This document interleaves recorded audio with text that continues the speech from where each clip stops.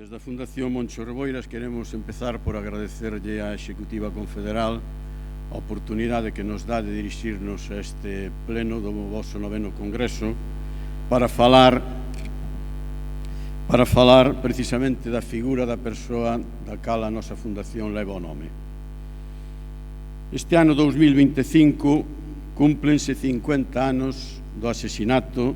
de Xosé Ramón Reboiras Nolla, máis conocido como Moncho Reboiras. O 12 de agosto de 1975, na cidade de Ferrol, onde estaba a traballar na organización do Sindicato Obreiro Galego, conxuntamente con outros dous compañeiros, Lois Ríos e Elvira Souto. Lois e Elvira conseguiron fuxir do cerco policial que lle estenderan, pero Moncho Reboiras non tivo a mesma sorte e foi asesinado pola policía franquista con 3 disparos polas costas. Moncho Reboiras era un mozo traballador, un patriota galego militante da Unión do Pobo Galego, un activista sindical e político que xogou un papel moi importante en todo o que foi a constitución das primeiras organizacións nacionalistas a principios da década de 1970, tanto no eido político como cultural ou no sindical, constituindo así todo un movemento nacionalista sin o cal non sería posible explicar a presenza e introdución social que hoxe ten na Galiza o nacionalismo revolucionario galego no seu conxunto, especialmente a CIGA. O activismo sindical de Moncho estivo moi presente na participación que tivo en toda a conflictividade laboral que se deu durante o ano 1972 na cidade de Vigo, onde residía e traballaba. Primeiro, durante as folgas e manifestacións que se deron no mes de marzo,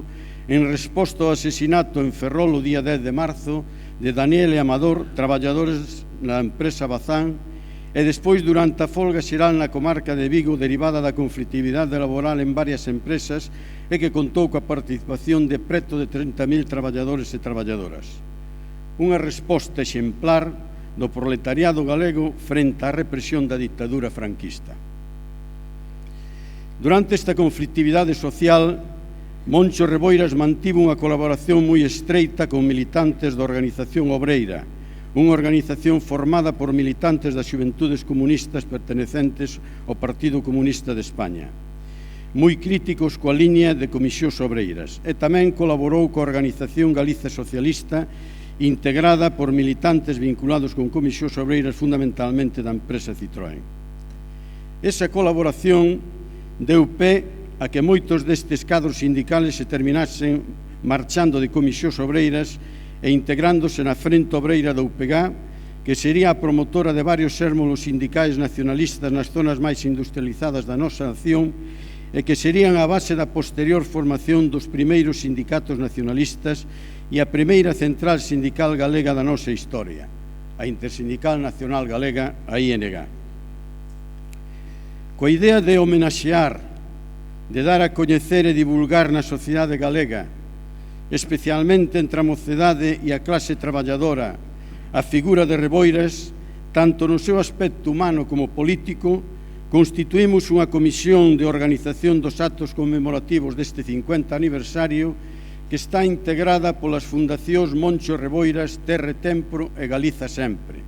xunto cun comité de honra constituído a efecto, formado con persoas que foron compañeiros e compañeiras de militancia de Moncho e que estamos a promover durante todo o ano 2025 todo un conxunto de actividades para as cales pido a vosa solidaridade e participación.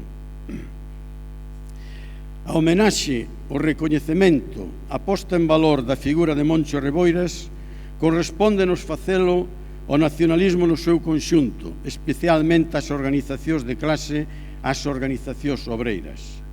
Os poderes económicos, as forzas políticas e institucións que xustifican e apoian a explotación de clase, a opresión nacional, que negan coa súa práctica o dereito de autoorganización e de autodeterminación do noso pobo, ou que xustifican e apoian a barbarie e o xenocidio do pobo palestino a máis do goberno nazi e sionista do Estado de Israel, non van facer nunca causa nin recoñecemento dun revolucionario galego como foi Moncho Reboiras. Afortunadamente, Reboiras non é unha figura de museo nin queremos que o sexa, todo o contrario. Moncho Reboiras sigue vivo en todos e todas nós.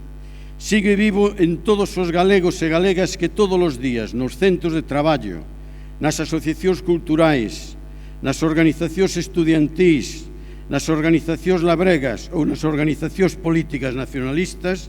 defenden e loitan por facer realidade as ideas e os obxectivos políticos polos que Reboiras loitou e deu a súa vida, a conquista dunha sociedade galega máis xusta, democrática e soberana, unha Galiza ceibe e sen explotación.